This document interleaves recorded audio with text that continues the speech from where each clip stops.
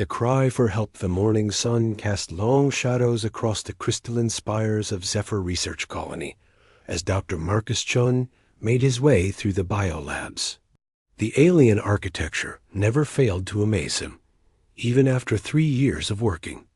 Alongside the Velthari, the buildings seemed to grow from the ground itself, their translucent walls pulsing with a soft blue light that indicated the structures were alive, breathing in harmony with the planet's ecosystem.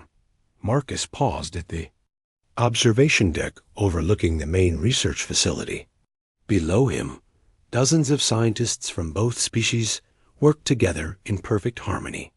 The Velthari were a peaceful race, standing nearly 8 feet tall with graceful, elongated limbs and skin that shifted between pale blue and silver, depending on their emotional state. Their large, expressive eyes held an intelligence that had immediately impressed the first human diplomats who made contact 5 years ago. Another beautiful day for discovery, wouldn't you agree, Marcus? The melodic voice belonged to Zilthara, the colony's lead researcher and one of Marcus's closest friends. Her skin showed the warm golden hues that indicated contentment and joy. Marcus smiled and nodded. Every day here feels like a gift, Zil. Your people have taught us so much about sustainable living and biological harmony. Earth could learn a lot from the Velthari way of life. Zilthara's skin flickered with pride. And your people have shown us the beauty of curiosity without limits. Together, we push the boundaries of what's possible. She gestured toward the labs where human and Velthari scientists worked side by side, studying samples from the planet's unique ecosystem. The Zephyr system was located on the very edge of known space, making it perfect for joint research projects away from the political pressures of both civilizations. The colony housed nearly 2,000 beings, split almost equally between humans and Velthari, along with their young. It was meant to be a symbol of peaceful cooperation, a beacon of hope for future relationships between species. Marcus was about to respond when an alarm began echoing through the facility. Both he and Zilthara froze as the colony's defensive systems came online for the first time since the base was established. Through the transparent walls, they could see ships dropping out of hyperspace at the edge of the system. Those aren't scheduled arrivals, Marcus said, his training as a former military officer kicking in. He rushed to the nearest communication terminal and began scanning the incoming vessels. What he saw made his blood run cold. The ships were massive, dark, and angular, bristling with weapons. Their design was brutal and functional, built for one purpose: war. Marcus recognized the configuration from intelligence briefings he'd received during his military service. These were Scarlix Raiders, one of the most feared pirate factions in the galaxy.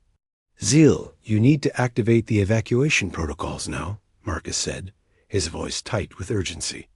Get the young ones to the shelters. Zilthara's skin had shifted to a deep purple, the color of fear and confusion. But this is a research colony. We have nothing of value to raiders. Surely there's been some mistake. Marcus shook his head grimly. You have something they want. Slave labor, research data, or maybe they just want to send a message. It doesn't matter. What matters is keeping everyone alive. The colony's few defensive platforms began powering up, but Marcus knew they wouldn't be enough. Zephyr was built for research, not warfare. Their shields and weapons were designed to protect against space debris and the occasional wild animal. Not a full raider fleet. As if reading his thoughts, Zilthara activated the colony-wide communication system. Her voice, usually so calm and melodic, now carried the weight of desperate authority. All colony personnel, this is an emergency evacuation. Proceed to designated shelters immediately. This is not a drill. The response was immediate and organized. 3 years of regular drills had prepared the colonists for this moment, even though none of them had believed it would ever come. Through the observation windows, Marcus could see streams of people, moving quickly but calmly toward the underground shelters. The first barrage from the Scarlix fleet lit up the darkness of space. The colony's defensive platforms returned fire, their beams bright against the star field, but it was like throwing stones at a hurricane. One by one, the platforms exploded in brilliant flashes of light and debris. "Marcus, the communication array," Zilthara said urgently. "If we can send a distress signal to Earth... Marcus was already moving. The colony's long-range communications were located in a separate building, one that was still functional despite the ongoing bombardment.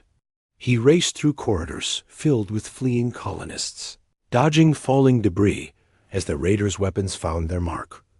The communication center was in chaos when he arrived. Velthari technicians worked frantically to boost the signal strength, while explosions shook the building around them. Marcus pushed through to the main console and began typing a message to Earth Fleet Command. "This is Dr. Marcus Chun at Zephyr. Research Colony. Coordinates 847.223, 156. We are under attack by Scarlix raiders. Colony defenses overwhelmed. 2,000 civilian scientists and their families need immediate assistance. The Velthari are peaceful people who welcomed us as friends. They don't deserve this. Please, if anyone receives this message, help us." As he hit the transmission button, the building shook violently. Through the window, he could see the Scarlix ships descending toward the colony surface. These weren't just raiders looking for a quick strike. They were preparing for occupation. Largest of the enemy ships settled near the main colony complex, its boarding ramps extending like the legs of some mechanical spider. The beings that emerged were everything Marcus had feared they would be. The Scarlix stood nearly 7 feet tall, their bodies covered in natural armor plating that gleamed dully in the artificial light. Their heads were elongated and reptilian, with rows of sharp teeth visible even when their mouths were closed. But it was their eyes that truly marked them as predators, small and cruel, constantly scanning for weakness. Captain Razorclaw, identifiable by the elaborate scarring on his armor and the trophies hanging from his belt, led the advance force into the colony. His voice, when he spoke, was like grinding metal. "Resistance is futile. Surrender now, and your deaths will be quick. Continue to fight, and we will make examples of your young." The threat worked exactly as intended. Throughout the colony, Velthari families emerged from their hiding places with their hands raised. Their skin had turned a uniform pale gray, the color of complete submission and terror. They had no concept of the kind of evil that now walked among them. Marcus watched from the communication building as Scarlix troopers herded the colonists into groups. The raiders separated the humans from the Velthari, clearly having different plans for each species. The sight of children being torn from their parents' arms made Marcus's vision blur with rage, but he forced himself to remain hidden and keep transmitting. "Earth Fleet Command, this is Dr. Chun again. Colony has fallen. Civilians captured. Raiders are separating humans from Velthari. This appears to be a slaving operation. Please acknowledge receipt of this message. Please tell me someone is coming." The building shook again as a Scarlix patrol approached. Marcus could hear their heavy footsteps on the metal floors below. He deleted all sensitive data from the computers and prepared to destroy the communication equipment. But before he could act, the door exploded inward. 3 Scarlix troopers entered, their weapons trained on Marcus. Behind them came Captain Razorclaw himself, his scarred face twisted into what might have been a smile. "The human who keeps sending messages. How inconvenient." Marcus straightened to his full height, meeting the raider's gaze without flinching. "The messages have already been sent. Earth knows what you've done here." Razorclaw's laugh was like breaking glass. "Earth is far away, human. By the time any help arrives, this colony will be empty, and we will be long gone with our new slaves." He gestured to his troops. "Take him alive. Humans from this far out know things about the frontier that could be valuable." As the Scarlet's troopers bound his hands, Marcus caught one last glimpse through the window. The colonists were being loaded onto transport ships like cargo. Families were being split up, with the strongest being separated from the weakest. Zilthara was among a group of Velthari scientists being herded toward the largest transport, her skin now completely gray with despair. The last thing Marcus saw before being dragged away was the communication console, its transmission light still blinking steadily. Somewhere out there in the darkness of space, his message was racing toward Earth at faster than light speed. He had to believe that someone would receive it. He had to believe that someone would care enough to answer Dot as he was thrown into a holding cell aboard the Scarlet's flagship. Marcus could hear Captain Razorclaw giving orders to his crew. Begin harvesting everything of value. Technology, research data, anything that can be sold. As for the prisoners, keep them alive until we reach the slave markets. Dead merchandise brings poor prices. The cell door slammed shut with a final, echoing bang. Marcus slumped against the wall, his body aching from the rough treatment, but his spirit unbroken. Somewhere in the darkness beyond the ship's hull, his message was still traveling toward Earth. He closed his eyes and tried to imagine the response it would generate when it finally arrived at Fleet Command. What he couldn't know was that his message would arrive at the worst possible time, interrupting a memorial service for fallen soldiers. The men and women who received it were already in a mood to honor the dead by making their enemies join them. What he couldn't know was that Admiral Jackson Morrison, nicknamed Wolf by his crews, had been looking for an excuse to unleash the full fury of humanity's military might on someone who truly deserved it. And what Marcus definitely couldn't know was that the peaceful researchers of Zephyr Colony were about to become the catalyst for a demonstration that would echo across the galaxy for generations. The Scarlets had made a critical error in their assessment of human nature. They had confused civilization with weakness, cooperation with cowardice. They were about to learn the difference between a human at peace and a human at war. Asterisk. The pack unleashes hell. The memorial service for the Battle of Kepler Station had been proceeding with solemn dignity when the emergency communication burst through every speaker in Fleet Command. Admiral Jackson Morrison, his dress uniform heavy with ribbons representing 30 years of service, listened to Dr. Chun's desperate transmission with growing fury around him. Over 200 officers and enlisted personnel stood in absolute silence as the message played a second time. These were men and women who had volunteered to serve far from Earth, protecting human colonies and maintaining peace along the frontier. They had gathered to honor their fallen comrades, and now they were being asked to honor them by ensuring no one else would die the same way. "Computer, confirm message authentication," Morrison said, his voice carrying the authority that had earned him his nickname. Throughout the fleet, he was known as Wolf, not just for his tactical brilliance, but for his absolute loyalty to his pack. "Message authenticated, Admiral." Source confirmed as Dr. Marcus Chun, xenobiologist attached to Zephyr Research Colony. Timestamp indicates transmission occurred 47 minutes ago. Morrison turned to face his assembled officers. In their eyes, he could see the same cold anger that was burning in his own chest. These raiders had attacked civilians. They had captured scientists and children. They had dared to lay hands on humans who were engaged in peaceful research with allied species. "Ladies and gentlemen," Morrison said, his voice carrying clearly through the vast memorial hall, "it seems our fallen comrades are calling for justice. Battle stations. All ships, prepare for immediate deployment." The response was instantaneous and terrifying. Throughout the solar system, the most advanced war machines humanity had ever constructed began powering up their systems. A memorial service dissolved as officers raced to their ships, their dress uniforms quickly replaced by battle gear. Morrison's flagship, the UES Retribution, was a magnificent example of human military engineering. Nearly 2 kilometers long, it bristled with weapons that could crack planets and armor that had never been penetrated.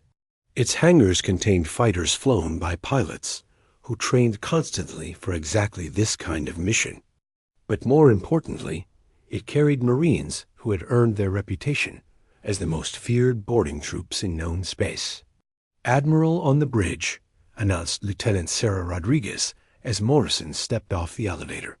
Rodriguez, known throughout the fleet as Ghost for her ability to appear anywhere on a battlefield without warning, served as Morrison's liaison to the Marine contingent. "Status report, Ghost," Morrison said, settling into his command chair. 47 ships ready for immediate hyperspace jump, sir. The rest of the fleet will follow within 6 hours. Marine assault teams are loaded and ready. Intelligence Division has pulled everything we have on Scarlex's radar tactics. Morrison nodded grimly. "What's the tactical situation?" The main view screen showed a holographic representation of the Zephyr system. Red icons indicated the position of the Scarlex fleet, while blue icons showed the likely positions of the raiders. "Ground forces. Standard slaving operation, sir," reported Commander Hayes from the tactical station.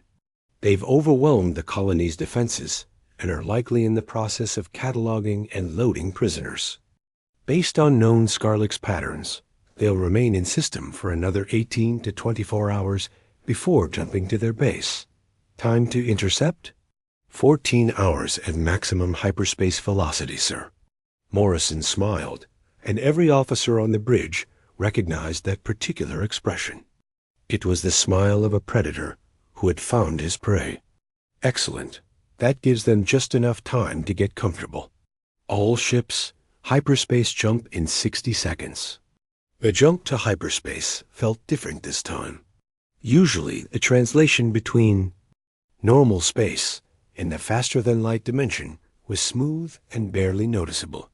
Today, it felt like the ships themselves were eager for battle, straining against the laws of physics to reach their destination faster. 14 hours later, the human fleet dropped out of hyperspace at the very edge of the Zephyr system. Morrison stood on his bridge, watching the tactical display with satisfaction. The Scarlex were exactly where intelligence had predicted they would be, clustered around the colony world like scavengers around a carcass. "Sir, we're detecting 43 enemy vessels," reported Hayes. "Mix of cruisers, destroyers, and transport ships. They're beginning to power up their weapons, but their formation is scattered." Morrison nodded. The raiders had made their second critical error. They had assumed that any response from Earth would be a rescue mission, probably a small force trying to negotiate for the prisoners' release. They had no idea that they were about to face the full fury of humanity's war machine. "All ships, attack formation Delta 7. Target priority is the transport vessels. We want those prisoners back alive. Everything else is fair game." The human fleet spread out into a formation that would have been impossible for most species to maintain. It required split-second timing and absolute trust between ship captains. When executed properly, it was devastatingly effective. The Scarlex captain commanding the raider fleet, a scarred veteran named Bloodfang, watched the approaching human ships with growing unease. There were too many of them, and they were moving in patterns he didn't recognize. His communications officer was receiving dozens of panicked reports from his ship captains. "Sir, the humans are not responding to our hails. They're not even slowing down." Bloodfang snarled in frustration. "Then we'll teach them to respect the Scarlex Empire. All ships open fire when they enter weapons range." But the humans never entered conventional weapons range. Instead, they opened fire from a distance that should have been impossible. Their weapons reaching across space, like the wrath of angry gods. The first salvo of human railgun projectiles struck 3 Scarlets, cruisers before the raiders even knew they were under attack. The difference in technology was immediately apparent. Scarlet's weapons relied on energy beams and plasma charges, which could be deflected by shields and absorbed by armor. Human weapons were kinetic, solid projectiles accelerated to incredible velocities by magnetic fields. When they struck, they transferred their energy directly into the target's hull, punching through armor like paper and continuing until they exited the other side. All ships returned fire. Bloodfang screamed into his communicator, but the order was unnecessary. His captains were already fighting for their lives. The space around Zephyr Colony lit up with weapons fire as the 2 fleets engaged. But it quickly became apparent that this wasn't a battle. It was an execution. The human ships moved with a precision that seemed almost supernatural, their weapons finding targets with deadly accuracy, while their defensive systems deflected or absorbed incoming fire. Commander Hayes watched the tactical display with professional satisfaction. Enemy fleet combat effectiveness down 60% and falling, sir. No damage to our vessels. Morrison nodded, but his attention was focused on the transport ships. Ghost, are your Marines ready? Lieutenant Rodriguez grinned, her expression hidden behind her helmet's faceplate. Sir, my boys and girls have been ready since we left Earth. We've got 3,000 prisoners to rescue and about 1,000 raiders who need to learn what happens when you mess with civilians. Then take us in close. Show these pirates what human boarding tactics look like. The Retribution accelerated toward the largest Scarlet's transport, its hull glowing with the energy of its shields as it absorbed the desperate defensive fire.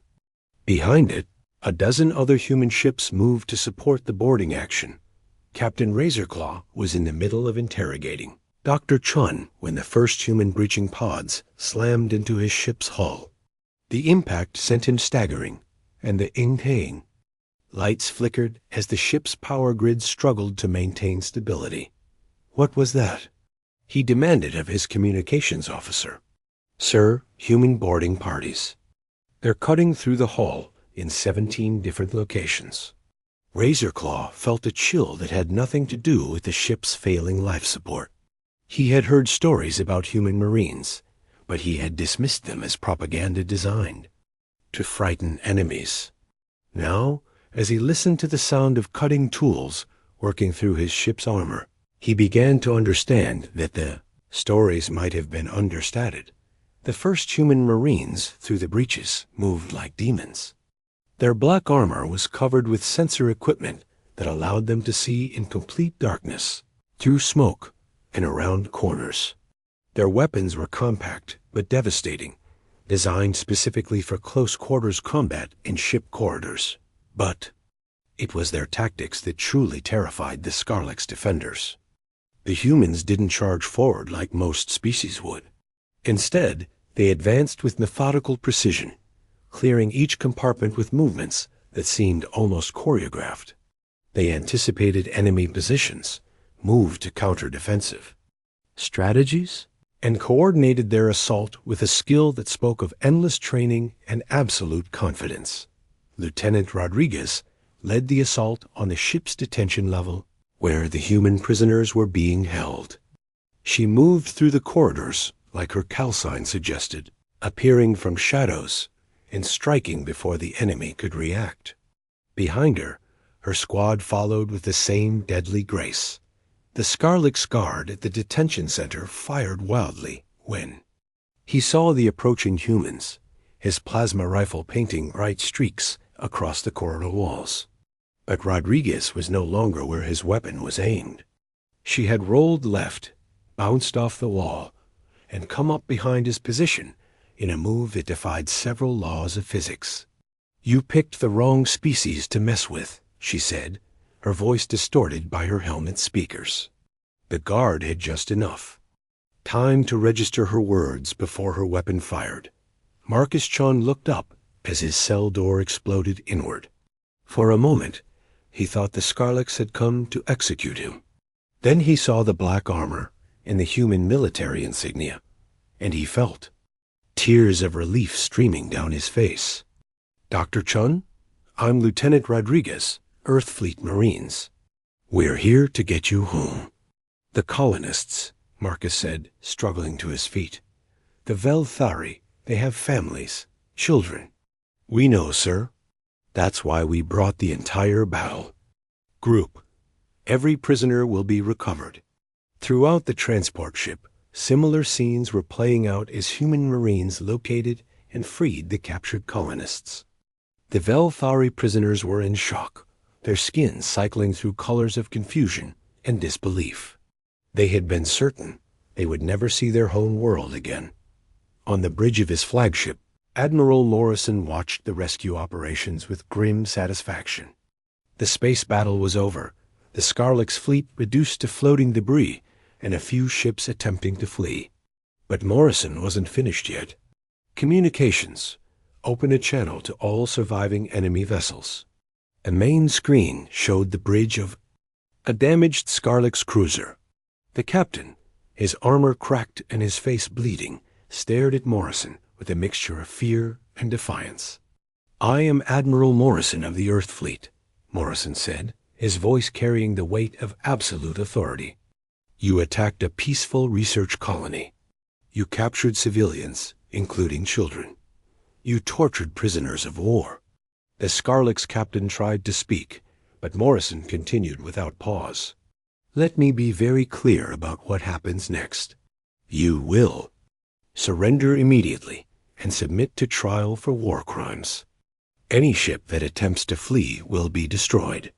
Any raider who resists will be eliminated. And when word of this reaches your home territory, you will pass along a message." Morrison leaned forward in his command chair, his eyes reflecting the cold fury that had earned him his reputation. "Earth protects its friends. We have made allies among the peaceful species of this galaxy, and they are under our protection. Attack them, and you attack us.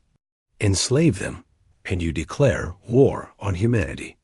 And if you declare war on humanity, you will discover why our planet is classified as a death world." The transmission ended, but the message would spread throughout the criminal networks of the galaxy within days. The Scarlets raiders had learned too late that humans were not just another weak species to be exploited. They were apex predators from a world that had tried to kill them for millions of years, and they had responded by becoming the most dangerous creatures in the galaxy. 3 days later, Zephyr Colony was functioning again.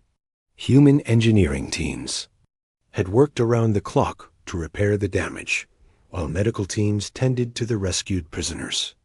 The Velthari colonists, their skin now showing the warm blues and golds of gratitude and joy, worked alongside their human friends to rebuild their shared home.